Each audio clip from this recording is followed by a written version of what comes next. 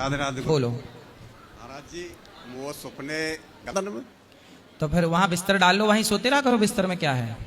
अजी कहीं हैं? कहीं बिजली रेहवा में बिजली पे गिर पड़ू। कोई समस्या बताओ या कि क्या समस्या करूं? ये तो क्या? समस्या है ही है। समाधान पूछो। समस्या हाँ, क्या पूछ रहे हाँ, हो? समाधान बताओ कोई। समाधान ये है कि जब आप घटिया पे सोया करो तो पुलिस वाले भाई साहब से ना 2 हथकड़ियां ले लो अच्छा और रात को लगा के सोया करो हथकड़ी बिस्तर से, एक पाम और एक हाथ में। जेबरा बोंदलू जी मैं हैं? जेबरा बोंदलू हाथ का क्या? जेबरा बोंदलू में हाथ का रस्सा? रस्सा। हाँ तो रस्से से बांध लिया करो अब और दिक्कत घटिया ये- से बांध लिया करो। गिर पड़ू कैसे गिरोगे? खटिया थे चारों मतलब दोनों हाथ और पांव ऐसे चित्त बांध के सोया करो। अजी फिर सुकेरने भी पड़े हैं, करवट भी लेनी पड़े। तो फिर एक हाथ बांध के रखा करो ताकि कोई ऐसी- भाग ना जाओ आप। कोई ऐसी समस्या बताओ जी जो मैं ठीक हूँ। कोई समस्या तो आप बता ही रहे हो, मैं क्या समस्या बताऊं? समाधान बताओ कोई आको। समाधान बताऊं? ऐसे बंधे थे के सल पर है जी, बंधे जाऊं मैं रोजी न कोई। भगवान का नाम जपते हो? हाँ जी खूब कितना? खूब बढ़िया जपू, शाम के भी जपू, सुबह भी क्या जपू। जपते हो? हैं? क्या जपते हो? हरे कृष्णा हरे रामा जपते हो? हनुमान जी का नाम लाऊं खूब। सोते दफे भी, जागती दफे भी, शाम के भी। तो आप ऐसा है ना, कमरे में सोया करो ना, खुले मैदान में क्यों सोते हो? कमरे में बरामदे में सोऊं जी, बहुत बड़ी बैठक है वहाँ बरामदे हाँ तो में ऐसा हो कि कमरा नहीं है वहाँ, कमरा होंगे। रूम, कमरे में सोया करो, कमरे में ताला लगा दिया करो अंदर से। जी, तो आप भागोगे क्या? कमरे में घूमते रहोगे। मैं तो गर्मी में मर जाऊंगा जीवन में। अरे तो एसी लगवा लो, पंखा लगवा लो, कूलर लगवा लो, कूलर लगा लो, पंखा लगा लो। कूलर इतना बढ़िया ना चले जी, हम खुले बंद में हवा इतनी बढ़िया ना दे। कूलर बाहर की तरफ लगाए, खिड़की बना लो कमरे में, बाहर कूलर लगा लो, हवा अंदर फेंकेगा, ठंडा कर देगा पूरा कमरा। फिर ऐसा तो कच न कच करना पड़ेगा जी, परंतु कोई हल निकाल रहा चीज को। भाई हल ऐसे- बता तो रहे हैं, कमरे में सो और कूलर लगा लो, बाहर की तरफ हवा फेंकता रहेगा अच्छी अच्छी हवा। कितने लोगों के घर सो और कूलर लगा लो, बाहर की तरफ हवा फेंकता रहेगा अच्छी अच्छी हवा। कितने लोगों के घर में कूलर लगा है बाहर खिड़की में आ ना रही है? वो तो अपन की सही है। फिर? इधर सो जा, कूलर लगा लो, कोई क्यों आमे है ये वो ये चाहिए। अब ये क्यों आमे, ये तो देखो आप अपनी पत्नी से पूछना अजी वहाँ क्या है। वहाँ क्या पत्नी देखो जी, कोई वैसा अब कोई देखो बात ऐसा नहीं है, सब आपकी बात- पत्नी यदि आपको प्यार खूब करती तो आप उठ उठ के जंगल की तरफ ना भागते।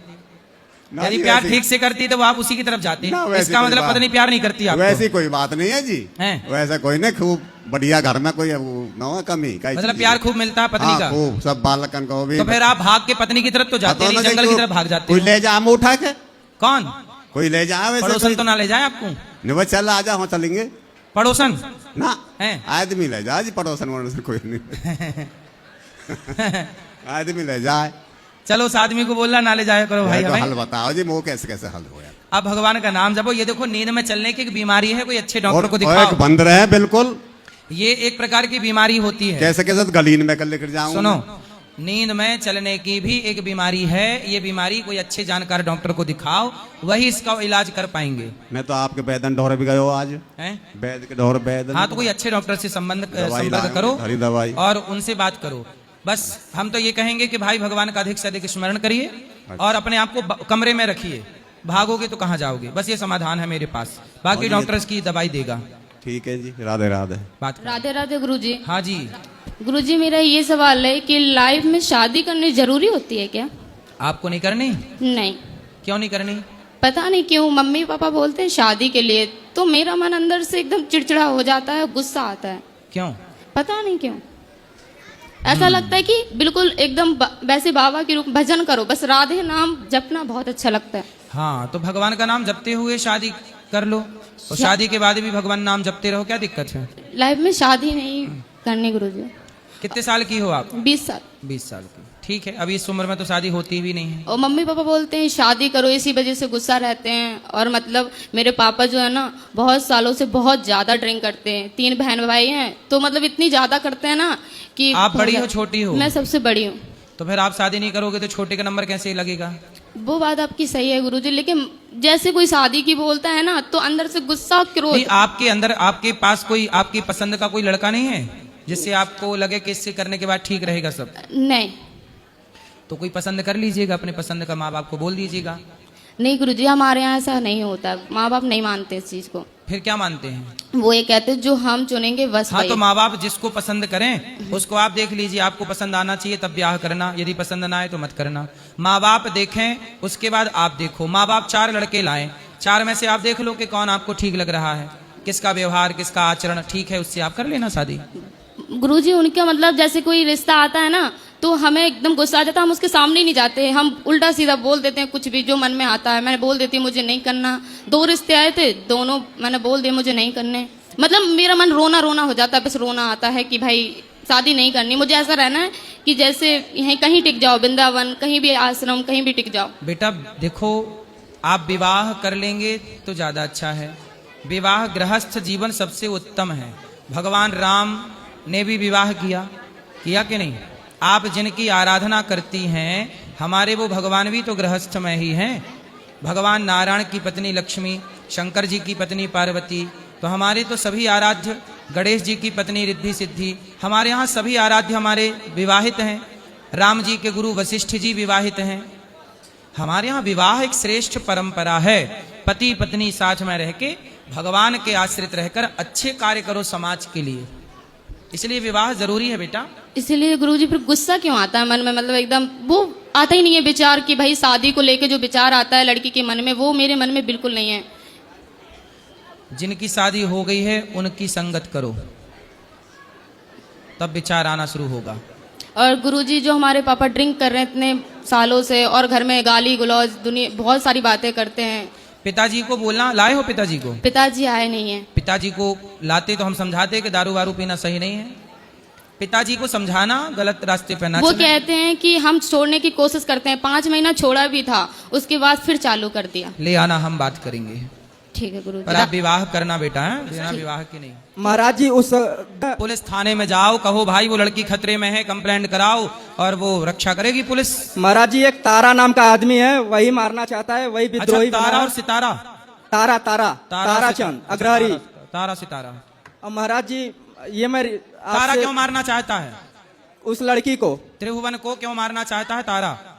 कारण ये है महाराज जी कि वो लड़की बहुत सुंदर है और उसके पीछे बहुत सारे आदमी पड़े हैं, तो वो नहीं चाहते हैं कि मेरी शादी उससे हो जाए, इसलिए मारना। अच्छा, आपकी शादी होने वाली है त्रिभुवन से? अरे उसकी लड़की से, उसका बाप है। त्रिभुवन बाप है? हाँ महाराज। अरे लड़की का नाम क्या है?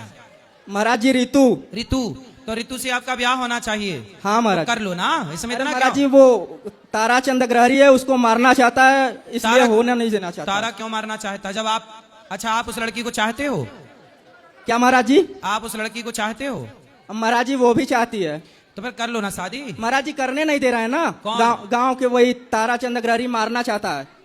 अच्छा, अब तारा महाराज जी मैं पीएम में एप्लीकेशन दिया हूँ, वहाँ पे बोले इसका जांच होगा। हाँ। और बोले कि अभी पीएम साहब हैं नहीं, हाँ। बाहर गए हैं विदेश दौरे पे, वो आएंगे तो आपको कॉल करके बुला लिया जाएगा। अच्छा, और बोले कि एक अनिरुद्धाचार्य जी महाराज हैं जो कि बहुत जानकार हैं, आप उनके पास जाइए, अपना बात रखिए, वो अच्छा सलाह देंगे, आपको समझाएंगे।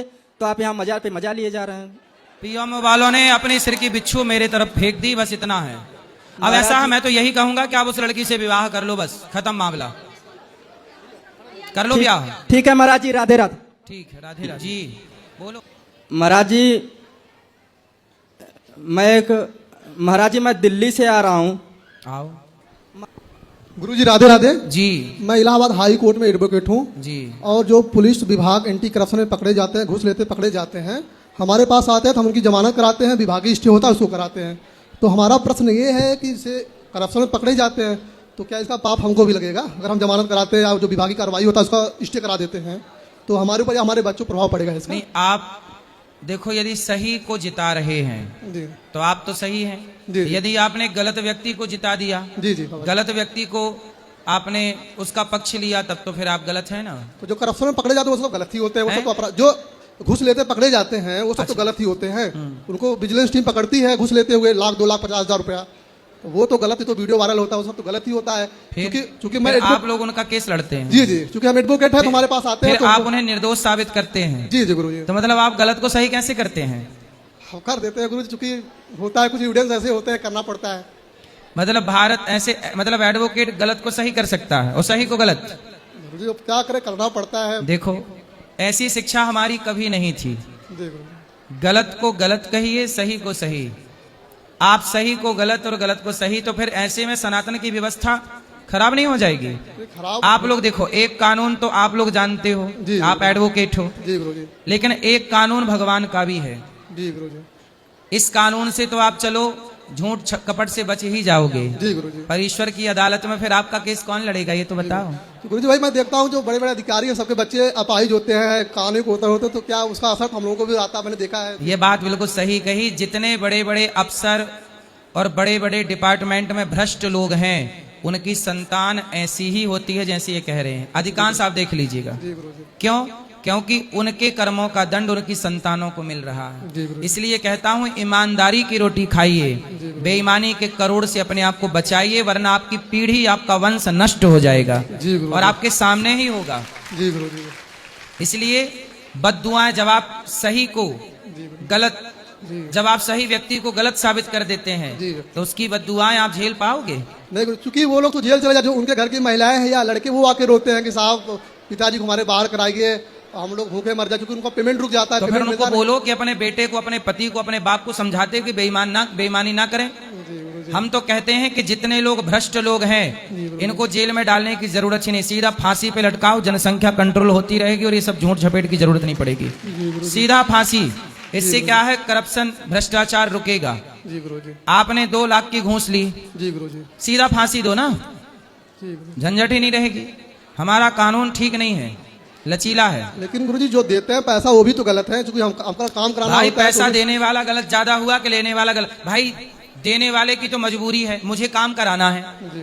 भाई पैसा देने वाला गलत ज्यादा हुआ कि लेने वाला गलत? भाई देने वाले की तो मजबूरी है, मुझे काम कराना है।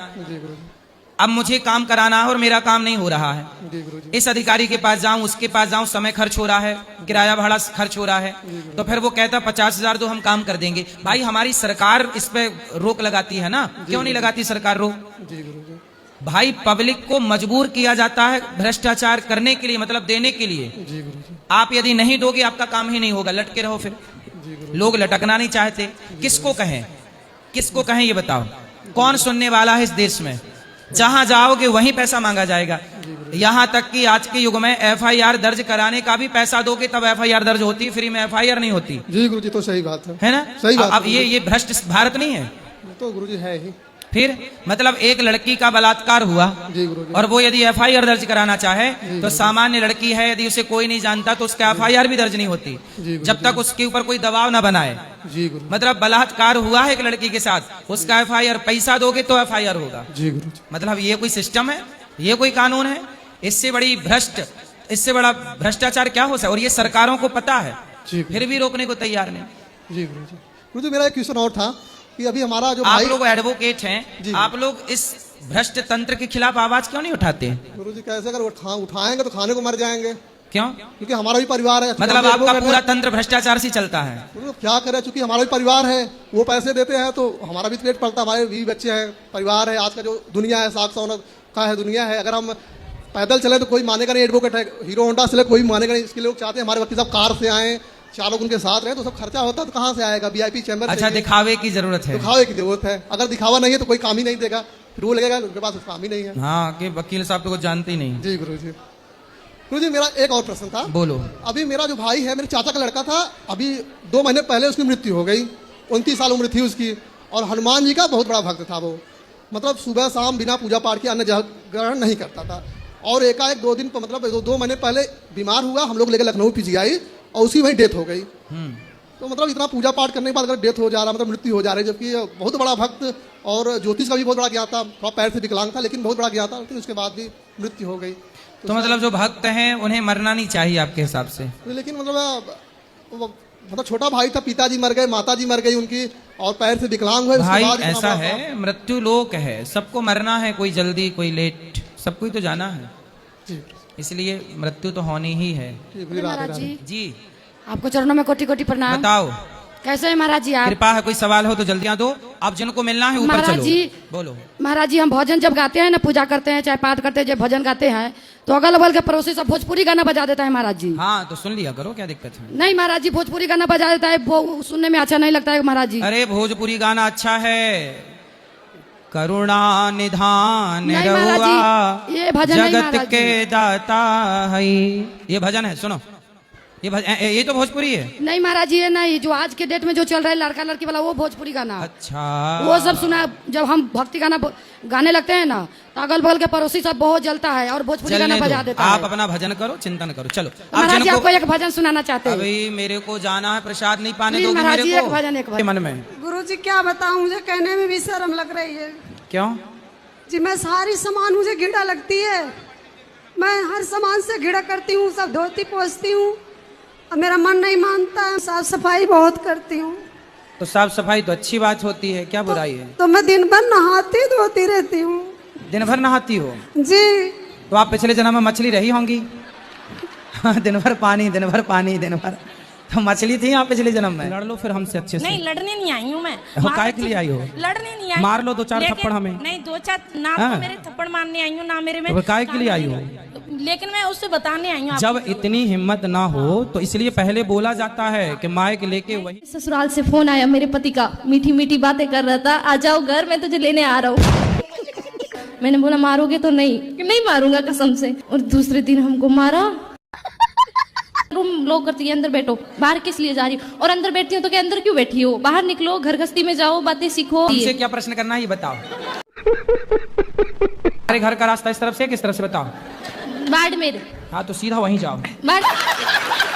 पर पता नहीं ना कहाँ से टिकट लेना है, पता ही नहीं है। पढ़ी लिखी नहीं हो क्या?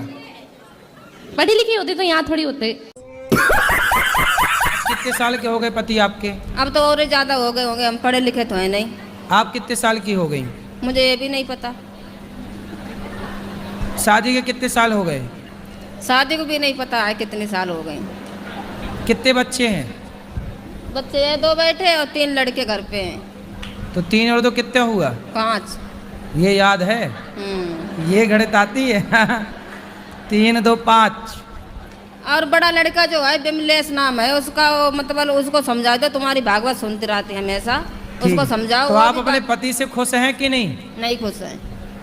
नहीं। नहीं तो अब 5 बच्चे हो गए, अब खुश रहो ना रहो, अब तो हो ही गए तो हम बच्चे। तो बच्चों के साथ रहना चाहते, अगल रहेंगे पति से, बच्चों के साथ रहेंगे, जो मर्जी मतलब नहीं तो काम बच्चों करें। के साथ तो रहो, पर बूढ़े उसके साथ भी तो रहो बुढ़ापे में। वो डेली गालियां देता के, दारू पी के डेली गाली, डेली मतलब तो आप गाली। समझाया करो।